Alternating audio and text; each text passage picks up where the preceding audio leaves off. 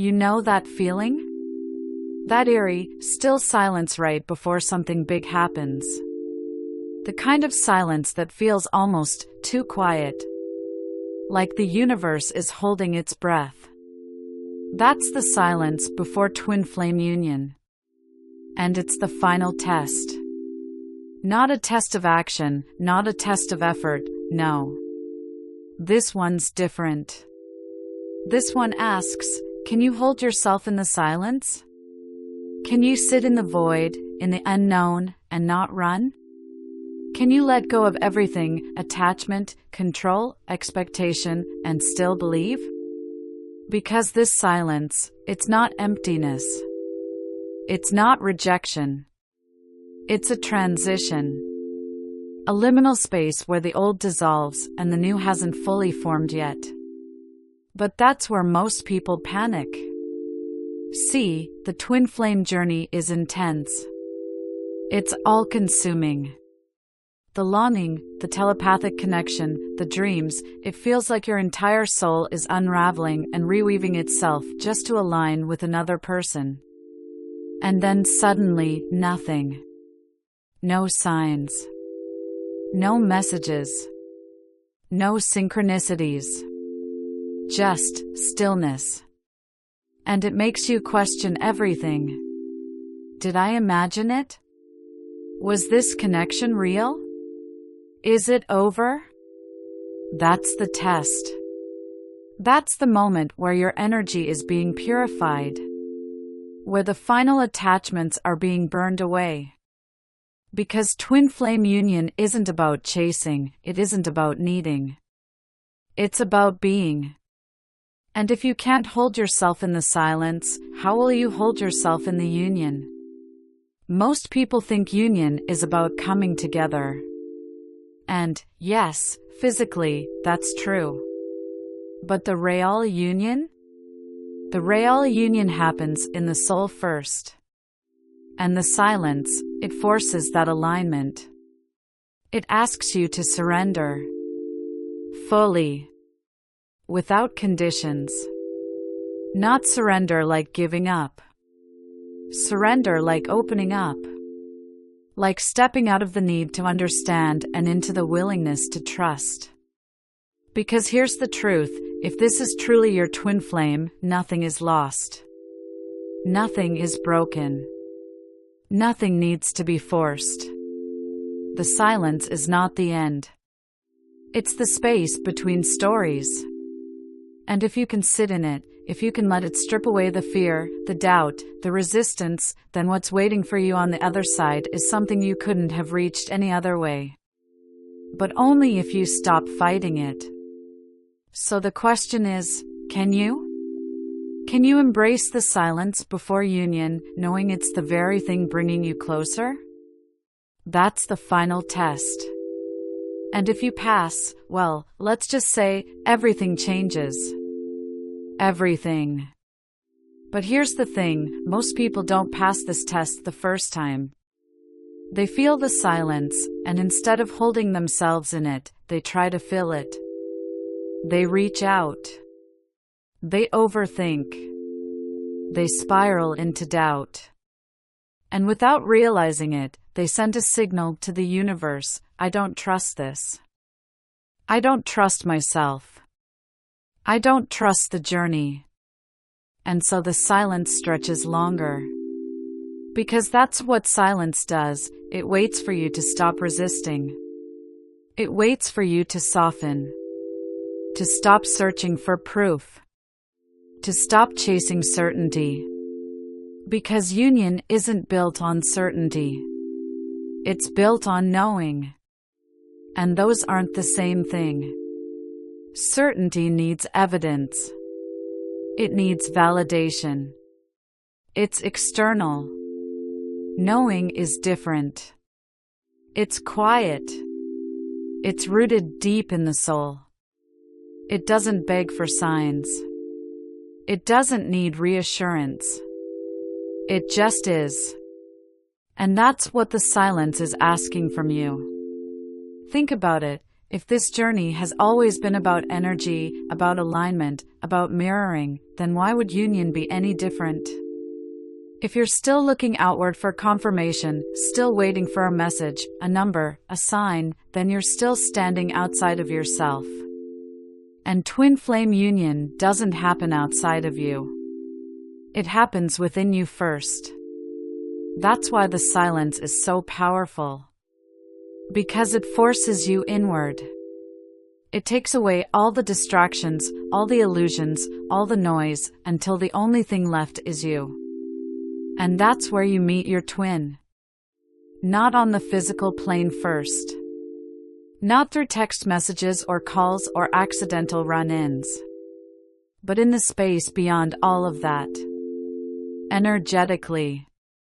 You don't find your twin flame. You become the version of you that is already in union. And then? Reality catches up. But only when you stop looking for it. Because looking for it means you don't believe it's already happening. That's the paradox of this final test. The more you try to force it, the further away it feels. The more you surrender to the silence, the closer union comes. And yes, I know. That's the hardest thing in the world when you feel the connection slipping into quiet. When the signs stop showing up. When you can't feel them the way you used to. But what if I told you, that's the moment you're closest? Not far. Not forgotten. Close. Because the silence isn't separation. It's integration. It's the final shutting of the version of you that still believes you have to do something to make this happen. It's the universe saying, you are ready. Now prove it. And proving it doesn't mean action. It means presence. It means trust. It means sitting in the quiet and realizing it was never empty at all. Because your twin flame? They're right there. In the silence. Always. So the real question is, can you hear them? Because if you can, then you already know. Union is inevitable. And the moment you stop waiting for it? That's the moment it arrives, but let's sit with that for a moment. Because I know how the mind works. It hears the let go, and it immediately resists. It panics. It thinks surrender means losing something. That if you stop waiting, if you stop looking, you might actually lose the connection. But that's the illusion. You can't lose what is part of you. Your twin flame isn't out there. They are woven into your very being, the same way the ocean is never separate from the waves. You can't chase what is already inside you. So when the silence comes, it isn't a void. It's a recalibration. It's the universe stripping away the last remnants of doubt, of fear, of attachment, so you can finally meet each other in a state of wholeness, not longing. And that's the real secret. Union doesn't happen when you feel without your twin. It happens when you realize you've never been without them.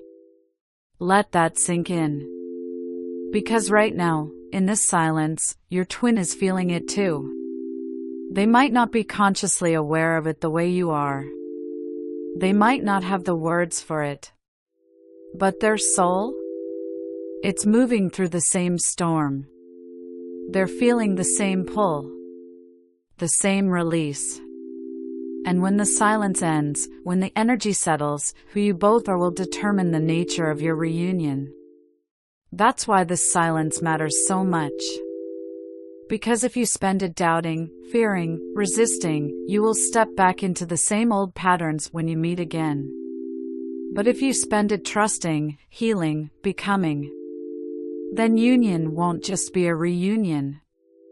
It will be a rebirth. A meeting of two souls who are no longer searching for each other, but instead recognizing each other. And that's the shift. It's not about finally getting your twin flame. It's about realizing you were never without them to begin with. The silence before union is not a test you pass by proving anything to the outside world.